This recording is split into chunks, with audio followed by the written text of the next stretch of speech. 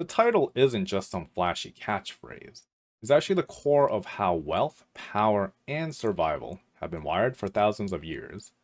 You see, money as we know it today, those digital numbers on your screen, the paper bills, the fancy credit cards, they are all the latest chapter in a story that started way back, long before Wall Street or even Rome. Let's start off with a little history lesson and rewind back to ancient times, when humans first realized that bartering wasn't going to cut it anymore. Imagine trying to trade a chicken for a sack of grain when the farmer doesn't want chickens and the butcher doesn't need grain. What fixed this? A universally accepted medium of money. But it had to have certain qualities. It had to be durable, divisible, portable, and scarce enough that it wasn't just like everywhere, like sand on the beach. Enter gold. Shiny, rare, and resistant to corrosion, gold became the perfect candidate. Egyptians worshipped it, Romans stamped it into coins, and every empire since has coveted it. Now, here's a fun fact: the word gold comes from Old English, yolu, meaning yellow. But what's yellow and valuable goes way beyond color. It's the trust that gold commands, trust in its scarcity, in its permanence, and its ability to hold value. Unlike paper money, which governments can print at will, gold can't just be conjured out of thin air. This is crucial because, at its heart, money is just a social contract, an agreement that something holds value. And when that agreement breaks, things get messy fast. Now let's fast forward to 1971, the year that President Nixon pulled the plug on the gold standard, ending the direct convertibility of the US dollar to gold. It was a major shift, and from that moment, money became a creature of faith in governments and central banks rather than a tangible asset. That is when the dollar became a fiat currency, valuable, not because of what it backs, but because the government says so, and because we all agree to use it. This system fueled decades of economic growth, but also sowed the seeds of inflation, debt, and financial instability. Now, here's the thing: if you don't understand gold, you don't understand why money works, or why sometimes it doesn't.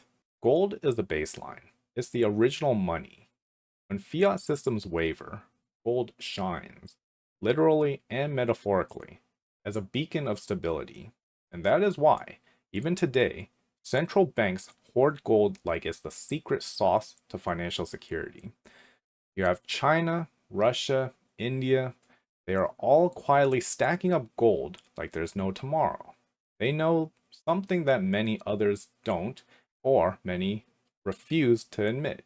When the dollar stumbles, gold stands tall. And here's a secret: the US dollar is stumbling fast, and expected to keep on stumbling. And gold isn't just a pretty metal, it is a hedge against inflation, against currency devaluation, and against geopolitical chaos. When the US froze Russian assets in dollars, that sent a shockwave through the system. Suddenly, the supposedly neutral global reserve currency revealed its Achilles heel.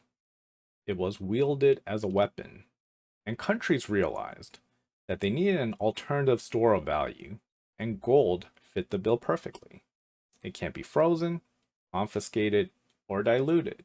It is physical, tangible, and universally recognized. There's also a deeper economic theory at play here, something called the quantity theory of money. Simply put, when more money chases the same amount of goods, prices go up, which is inflation. But with gold, with its fixed supply, it acts as a counterbalance. If governments keep printing dollars, the value of each dollar drops, but gold's value in dollar terms rises. It's not that gold is inflating, it's that the dollar is deflating. The math is very simple, but it is profound. More dollars, same gold, equal higher gold prices. And here's the wild part: despite all of this, everyday investors are barely touching gold. Most portfolios hold only a sliver, often less than 0.5%, in their portfolio. Historically, gold was actually a bigger slice of the investment pie. When the masses wake up and they start buying, the demand is going to explode. So will prices. The game changes when normal people flood the markets. Premiums skyrocket, physical gold becomes scarce, and the financial landscape tilts. Meanwhile, the ultra wealthy, they're already way ahead. For them, gold isn't just an asset. It's insurance, it's security, and it's power. They stash physical bars in secret vaults, invest in mining companies, and they leverage gold in private deals. They see fiat currency as a temporary illusion, a flimsy promise that can break at any moment. Now, gold is their way of preserving wealth through the storms of economic uncertainty. So here's the takeaway. Money isn't just what your bank account says. It is trust, it is stability, and above all, scarcity. Gold embodies these qualities better than anything else.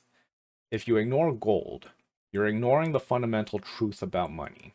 That it's not just numbers on a screen, but in fact, a reflection of value and trust anchored in something real and finite. And don't sleep on history. Every major financial crisis, from the Great Depression to the 2008 meltdown, saw gold surge as people lost faith in paper money. It's not magic, it's predictable reaction to uncertainty. The dollar might still rule the day, but gold is quietly reclaiming its throne, ready for its next big act. So if you really want to understand money, to see beyond the hype, the noise, the endless printing and debt, go ahead and start with gold. Because as the old saying goes, if you don't know gold, you don't know money. And in this new era of economic turbulence, that knowledge could be the difference between losing everything and keeping your financial footing. Now, I hope you found this video helpful. If you did, please share it with a friend or family member, like it, comment below, and I'll see you in the next one.